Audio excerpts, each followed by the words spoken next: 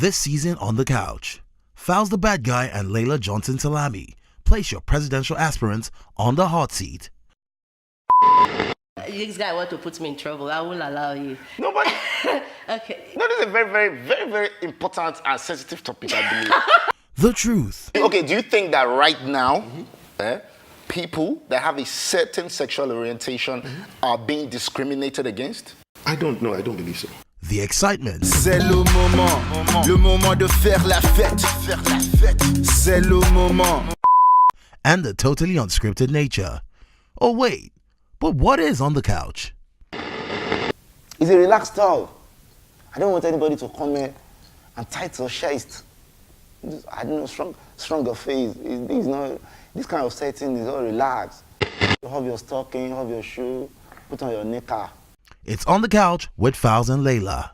What's up, what's happening? My name is Fowles, the bad guy, aka President of the Sweet Boy Association. And I'm Layla Johnson Salami. Welcome to another episode of On the Couch. And today we have the former governor of Cross River State, aspiring president of the FRN. Go ahead and introduce yourself, sir. You guys have too much energy. My name is Donald Duke, and I aspire to lead this great country to greater heights. Okay, nice. Before we get into that, though, let's keep it calm and casual to begin with. So tell us a bit about yourself. Okay, happily married, 3 daughters. 2 have found their way out of my home. Thank goodness for that. Their husbands are happy, but they don't know they've taken over my problems. I am from Cross River State. Grew up in Lagos, went to school in Lagos, Sokoto, Ilorin, Zaria, in the United States. A lawyer, businessman. In my past life, I've been Commissioner for Finance in Cross River, Governor of Cross River for 8 years. And I think we're an underperforming and underachieving nation. And the basis of our problem is poor leadership. What is your greatest passion? What you're most passionate about? Life, seeing the improvement, seeing people achieve their potential. It's exciting. Because you see, each one of us is a value addition to the entire realm of our society. And each one that does not achieve that full potential is a frustrated person. And that is the basis of all the problems we have in our nation. So my passion really is actualizing our true potential as a nation. You think every single individual can achieve their true potential? At least they should be given the opportunity to. Right now, most of them are even frustrated from even thinking, let alone acting it out. Okay. What is that one thing that you always live by? Like, just... Your life motto. Yeah. Your mantra, more like. Really do unto others. Try to do unto others as you want them to do unto you. Try. So it's very hard. Try to do as you like others to do unto you. Just try. So what are you looking to do unto us? You guys. As a country? Oh. I would like to do for Nigeria what really Nigeria has done for me. Nigeria's been good for me. I mean, whatever I am today is because of the opportunity that Nigeria has afforded me. Could it have been more? Probably. I don't know. But the reason we're conducting this interview, the reason I'm aspiring to be president of Nigeria is because I'm opportuned through education, through exposure, through opportunities that have been afforded me. Most people in Nigeria, most Nigerians do not have that same opportunity. When I was in government, I used to tell members of my executive council when we sit around the table, and the reason why we can sit around the table and discuss the fate of Cross River State is because, one, we're educated and we're opportune to do so. The least we could do is provide similar opportunities for other Cross Riverians to achieve that. Whether they make it or not depends on their zeal and their individual volition. But at least the basis of achieving that is made available to you. Okay, interesting. Now, the primary essence of governance is security and welfare of the people. And governance is basically 80% of a citizen's welfare. What would you say is the starting point? Under a potential Donald Duke administration, what would you say your starting points would be? Let's go into your first 100 days. Get a few things right. Right now, we're embroiled in a war, a civil war. We don't want to call it that, but it's a civil war. When you're fighting, when brothers are fighting brothers for, regardless of the reason, it's a civil war. So we have a civil war in the northeastern part of the country. We need to deal with that. You need to deal with the checkered assaults on our people in parts of the country, aka herdsmen crisis and farmers and all that. But you've also got to deal with the economy.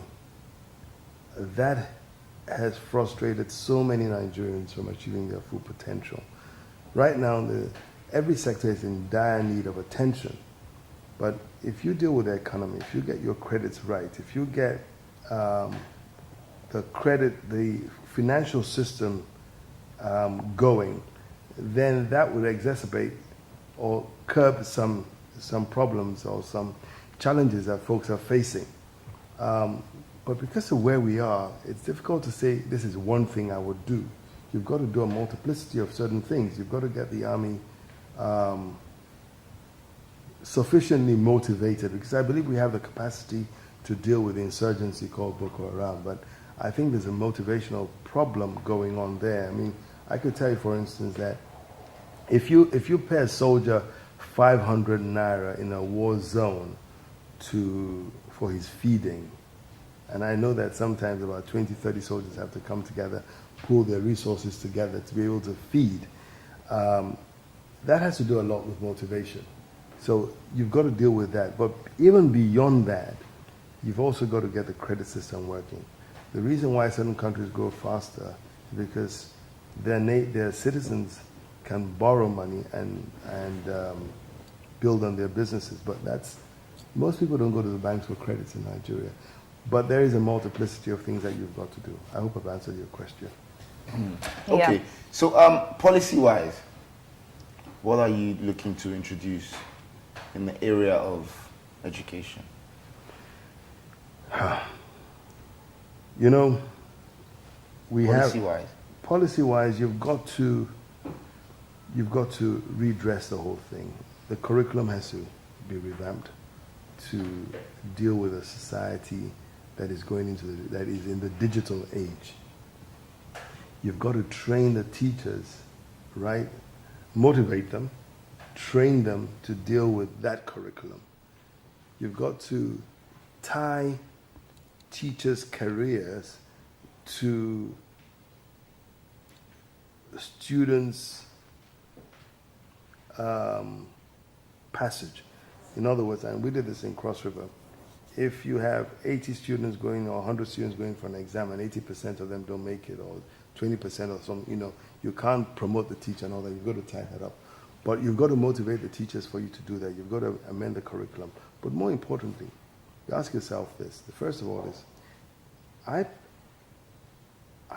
we need to build so many new schools.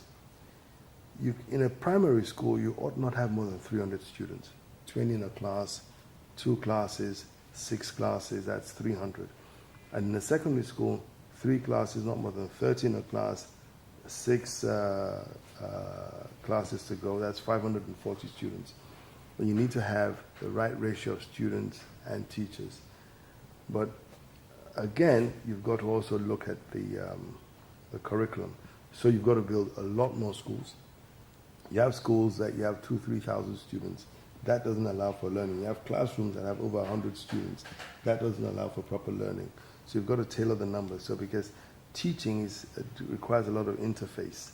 I need a class where the teacher knows all the students by their names and can relate to them and can tell the weak ones and the ones that need extra help. So the policy really, in a summation, should be one, we've got to speedily amend the curriculum. The curriculum we're using today is totally outdated. It at best teaches you how to read and write. The world has gone beyond reading and writing. So you need to include in your curriculum digitalization. In other words, you've got to be able to do programming and things like that. That's an essential tool. The second thing is that you've got to also train the teachers for that, build the required number of schools, and of course, at the end of the first 18 years, your senior secondary, you should be able to leave school with a requisite skill. So regardless of whether you go to university or not, you are able to fend for yourself. Okay. Okay.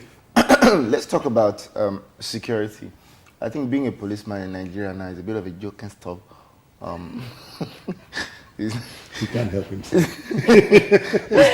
He's a bit of a joke and stuff. Just, I mean, definitely the police force is all over the place. It's quite shambolic, to be honest. How are we? What's the way forward, policy-wise? Because, can I just state, like, I, as a citizen, I am scared of the Nigerian police force. Yeah. I mean, we hear numerous stories about individuals being harassed by members of the so-called. As in, I take federal, certain state, routes to You've got to start from somewhere. First of all, we have only 300, we have under 400,000 policemen in Nigeria. With a nation, I think the statistics should be 1 to every 100, so we need about 2 million policemen in Nigeria, so we're under-policed. Now, of these 300 or 400 that we have, half of them are escorting VIPs and VVIPs and all that, so only about half of them are truly at work. And that's why there's an increasing clamor for the state police and all that, but people don't understand. Do you believe in the state policing? I believe in state policing, right? And I'll explain it. Now, if you're going to get someone to protect society, you've got to, A, properly train the person, right? I think there should be a minimum qualification to join the police force, and I don't think it should be school cert. I think society is far more sophisticated today than it was, because today's school cert is equal to first living certificate of years past. Today, I think it should be an HND or a degree to join the police force. Then remunerate them accordingly. You cannot remunerate a man who's going to spend all night on patrols the same way you'll remunerate someone who is working in an office. So he needs some insurance policy. He needs to know that if anything happens to him, his family is well secured to the point where his children are of working age, and that they're not going to be destitute. His take-home pay should actually take him home, right? If you don't do that, then he's liable to extort money from people, as we see today. So you've got to correct that, but they've got to go through training and discipline. Would you scrap these SARS? Of course I would, because I do not subscribe to a force where people carry arms and they're not in uniform, because I don't know who you are. There's zero discipline in the service, zero motivation. But I was talking about policing, state policing. Where it's almost impossible to expect the federal government to employ 2 million people to police all of Nigeria. So you've got to get the local government and the state governments to contribute. Now, policing is 80% gathering of information, 20% enforcement, right? Because if you know everybody who lives within a particular area and you know what they do, you can afford to be proactive. You can stem activities before they happen. You need to have a system of policing where the federal, the state, and the local government get involved at different levels. The local government and state government more on the level of information gathering and general policing, but enforcement should be more on the federal level. But my concern when it comes to state policing, I think it's one of those that's pretty much a double-edged sword, because on one hand, yes, it makes all the sense in the world. But on the other hand, we have reports that reach us stating that 14 states in Nigeria today can't even survive on internally generated revenue. So they're still depending on federal allocation in order to survive. We're seeing cases where public servants are not being paid their salaries. We saw recently with like the Edo sweepers protest, and then Obaseki ended up sacking the commissioner, etc. And we are having this problem within the states. So if we bring policing down to a state level, how can we assure an improvement in the welfare of the police officers You serving? really don't need to employ new people. My experience is that most state public services, civil services, are bloated anyway. So you can conveniently take 2,000-3,000 people who are just fooling around in the service, really, get them trained in policing, and give them other responsibilities to do without, without really dealing with the salary issue. Because they're not doing more of enforcement, they're doing more of information gathering. Gathering information. So it wouldn't puncture their budgets at all.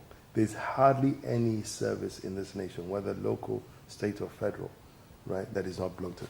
Okay, but that's all well and good, but I would say that one of my major issues, and this actually really upsets me, is the fact that I feel as though as the Nigerian populace we're very fooled. And I'll give you an example. Now, I was reading a report recently that was speaking on the pension allowances of ex-governors of states, right? And it was going down. I think it's under a provision in the Constitution called the RM something. I cannot remember. However, some of those entitlements... Revenue Mobilization and Fiscal Commission. Thank you, sir. RFMC.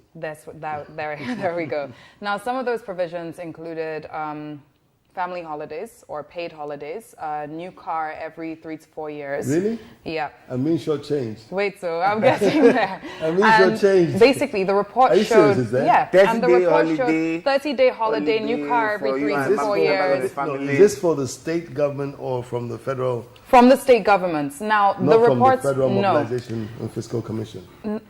I will go back and double check. You should, Either because way, I need to know. ex-governors And are if you do know, getting... let me know. Ex-governors... Either way, ex-governors are getting certain pension allowances from the government, whether it's state or federal level. And states like, okay, they gave an example of Bauchi states, right? And billions had gone in to this pension fund for ex-governors, yet it's one of Nigeria's poorest states. In 2017 alone, 40 billion naira went towards this fund for ex-governors. In what state? All across. So All are across. you saying you are not I'm a not. beneficiary I'm not. of And this? I'll explain. I think you have it a bit mixed up. I think the Mobilization Commission makes a recommendation to the states what payments should, what pensions or allowances should go to political office holders, right? But it has to be passed by the State House of Assembly, right, for remuneration. Some states have, some states have not. I know states like Lagos, Kwara, Delta. I didn't know about Bauchi, but a few states have that. A good number of states have it also at different levels. There's some that you may consider excessive, and there's some like the one in Cross River is hardly there, right? Actually, recently the governor called me to speak to me about it because I'm not getting anything, right? I didn't provide that law because I thought it was unethical for me to provide pension for myself, and I was hoping that my successor would do it. We'll do that. Well, he didn't do it, but I think he needs it now. So, So, but in some states it's very, very excessive. But you're ridiculous. you're currently not a beneficiary No, of currently any not. such I'm currently scheme. not. And Is I know, it a- that, I is know it- that even when I become, and I hope I become a beneficiary of some pension or the other, I'll be honest with you. Yeah. But there is absolutely no way Cross River would afford some of the excesses that I'm hearing. Excesses, And right. it's something I need to live with a conscience. I need to be able to. I'm not averse to receiving a pension, but it must be something that is justifiable. Okay, and what do you think about the fact that our lawmakers receive 13.5 million naira running costs every month? Because personally, I think it's quite absurd, especially due to the fact that you're in plenary for, is it Tuesday, Wednesday, Thursday, Abby? And the rest of the time, you're what? You're chilling? Okay, I've also asked that question. I think it's excessive. There's a lot of excessiveness in our society today. I've spoken to some senators who tell you, that money is not just for me. I've got to pay some staff who are doing research for me. I know they don't research into jack. That's a story, and all that. And that amount has been growing from 1999 to date. Every time they come in, they up it. Now, the leadership must have the political will to stem this, okay? Because if you compare what the legislators are getting to what the judiciary is getting, which is another arm of governance, it's ridiculous. What a judge, even a Supreme Court judge, gets is a far cry less than what a legislator gets. And they didn't far more. They didn't far more, they do, to be of course, honest. a lot more, a lot more. So, but what is lacking is a political will at the buck stops with the president. He must sit down with the president and the leadership of the National Assembly and say, this is not justifiable. So what do you think is justifiable what are the justifiable circumstances for a lawmaker? Like, what would you say is fair for a lawmaker? It's difficult. I can't tell. I don't work with them. I think, But for example, I think that I can a tell you what is lawmaker- excess, but I can't tell you what they should For do. example, I think that every lawmaker should have his day job. Like, Yep. you have what you do. People have proposed that. You are just doing People this have because... proposed that it should be part-time. Yeah, it should be Right? part-time. It shouldn't be full-time. People have proposed that. Shouldn't be and anybody's job. job. It does make some sense because you Because then people are now running because they're know, going they don't there. work. I think they work 4 days in a week or 3 days in a week. I'm not sure. Yeah, I don't think it's up to 4. Is Shajo's not a full-time job? It's not a full-time And job. And they're people going that don't there have a- only because of all these allowances and perks. Everyone agrees that it's excessive, Let's talk about light. as in electricity or sunlight. God said, "Let there be light," And there was like... and there was light in the world, And he has not failed. but it did not. The light did not reach Nigeria. It did. It did. It did, but It it did. now went off. Do you plan to give every Nigerian 24 hours electricity? I'm sure if you speak to any aspirant, he'll tell you yes. The challenge is how do we do it? Oh, yeah, that's where I was going. So everyone will say, yes, we should have electricity and all that. But when it comes to how do we do it? How are you going to do it? Okay. Let me give you a basic premise of governance.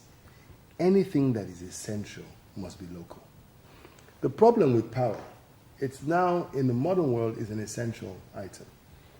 But you generate power at one end of the country, transmit it to the other end, right? If you're generating the power, say at Ugeli, and you're transmitting it to Kaduna, if you generate 100 megawatts at Ugeli, by the time it gets to Kaduna, it will be less than 40 or 30, okay? So, I talked about the flare of gas that we flare about. At one time, we were flaring about 2.5 billion cubic feet of gas daily. It's come down a bit, but we still flare. Rather than flare, pipe this gas throughout the country, right? So that because gas is a fuel, the fuel is available. All I need to do is put turbines. Ikoyi, for instance, or Victoria Island, or Ikoyi and Victoria Island combined, should have its own power station, right? It shouldn't develop. Egbin, most of us get our power from Egbin power plant. Egbin does about maybe under 1,000 megawatts now, but it's really supplying the entire southwestern part of Nigeria. It can't work. You need to localize the generation, okay? Lagos being the most industrial part of Nigeria, literally every sector of the state, every local government is large enough to have its own power generation facilities so that you don't have transmission lines that are interstate. So right now, if there's a problem, a failure of the transmission system, you can have a national shutdown. And you hear of it from time to time where they say it's a total shutdown. There's no power in the whole country. That's a security risk.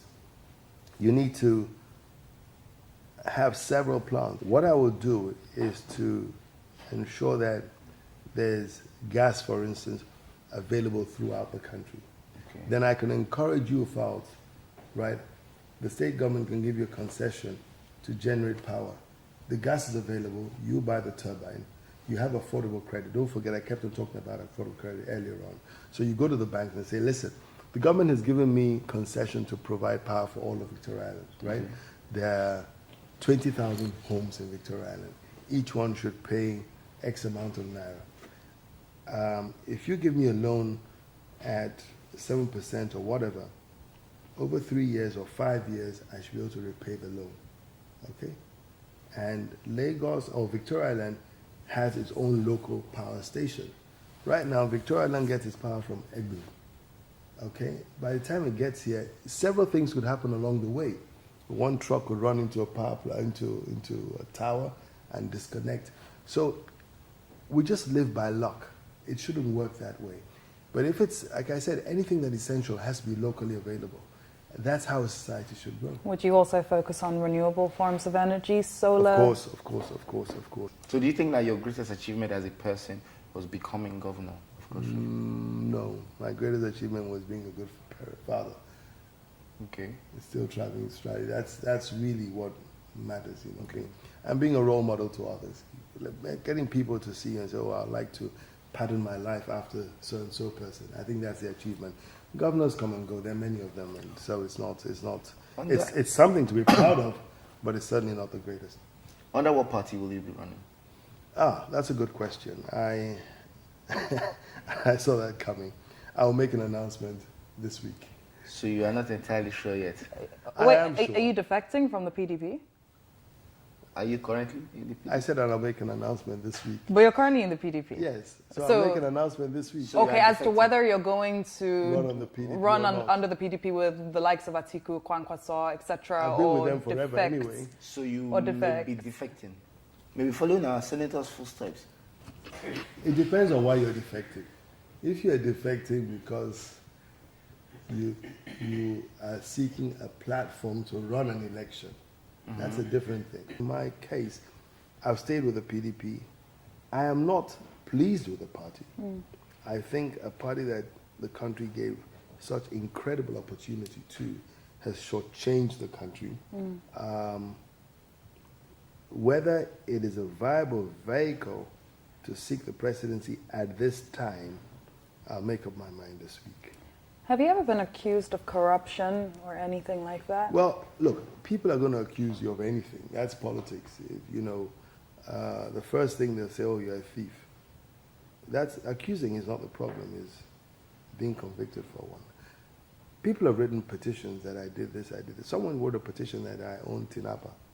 And I said it was a prayer. I would like to own it, but I don't own it. So you have never misappropriated public funds?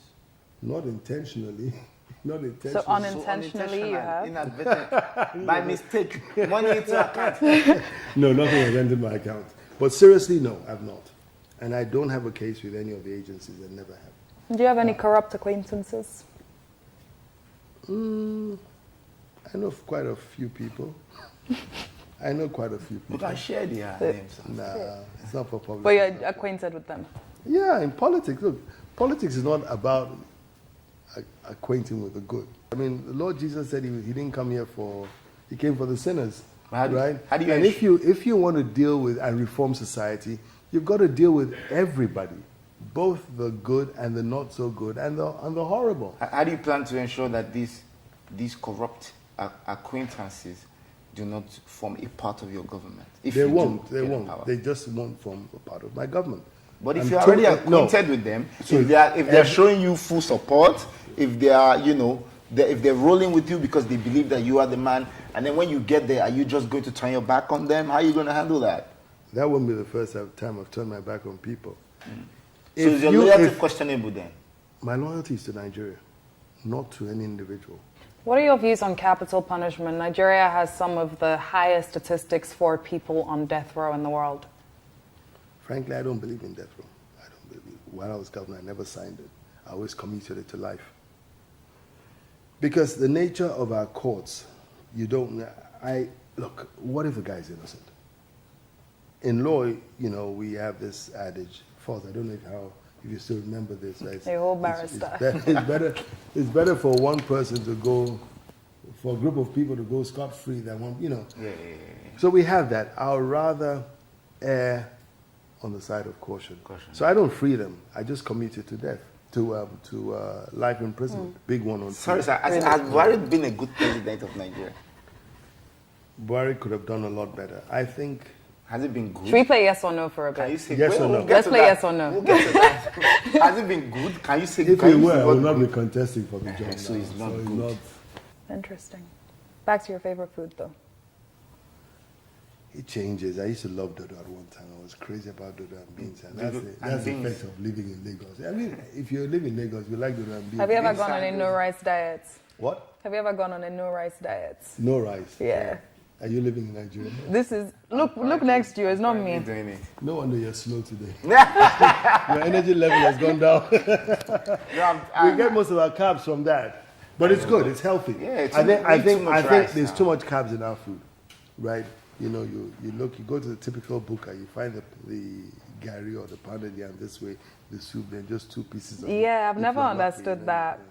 Like your pounded jam will be like this, and then your You need to. It won't be more, right? I swear, We were yeah. talking about gender, and I'm going to take up a question about gay rights and stuff like that. Okay, I want to talk about that. I don't understand it because I'm straight, right? I don't understand emotional feelings a gay person, for instance, would have Towards someone of the same sex. of their sexuality. I don't understand it. But I would not criminalize them, right? I would ensure that they have the protection of the law. But if they want to exhibit their sexuality, that's an affront on the norms of society, the current norms. How would you define? Does it make your exhibiting skin sexuality? crawl when you like see Wait, how do you define? How would you I'll tell you define something. exhibiting? I your arrived sexuality? at New York and went through the airport, and at the passenger rank, two guys came together and were kissing, right? Okay? So public display of affection. Yeah. So you have a can problem be with gay, PDA. but keep it in the house. Keep it in your house. So okay, wait. So I can kiss my boyfriend at the airport, but then Okay, can I kiss my women girlfriend at the can't airport? kiss. Can I kiss my girlfriend I'm at the talking airport? about the norms of society. I know. Yes, the society accepts that as a norm. So you would But accept the that. day you try and But kiss you are me, discriminating listen, those no, gays. Falz, now this is personal. The day you try and kiss me, I will slap you. Don't even try it. I'm not going to try and kiss you because Please before don't. I kiss you, I will toast you.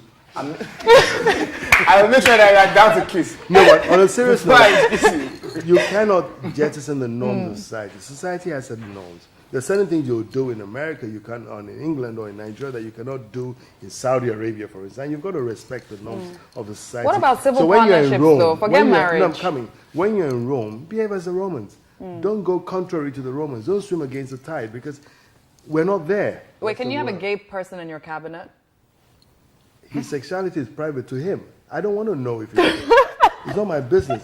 My business is can he perform the assignment that has been assigned to him. Yeah, so you shouldn't care if he wants to marry another man. He won't. Well, the law doesn't allow him to marry another man. As here. it stands now. If he wants to live with another man, What about civil partnerships when they just sign it off? Nothing like. the law does not recognize civil partnerships. Before you go, Wait, we needed to do something for us. tell me. Just this camera right here. That's your camera. Okay. So you are in a music video.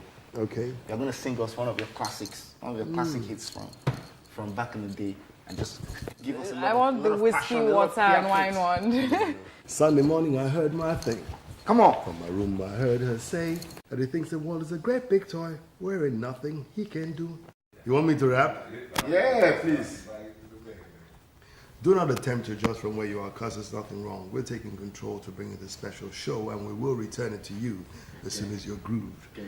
Welcome to Fowl's show, top of the charts in Lagos. We're going to give you 500 kilowatts of real funk vibes. So sit back, dig, while we're doing your eardrums.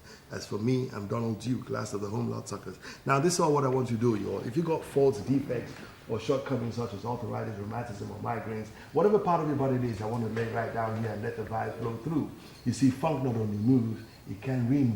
Dig, the desired effect is what you get when you improve your interplanetary functionship. So guys, hit it to me 2 in 1. Did I do well?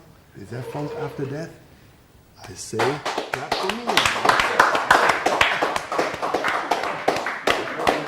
Thank you, sir. Next time on The Couch with Fowls and Layla. Would make light a bit more expensive generally. I'm telling you, Nigerians are happy to pay more and have steady Even in rural electricity. areas? They will be happy to pay more and have steady electricity than what, because I use generators a lot, and I have to use generators, use solar, use inverters and everything. If I have one company that is charging me half of what I pay for all those sources of energy I use, I am happy to do that. This is Nigeria. Look how I'm living now. Look how I'm living now. Everybody be criminal.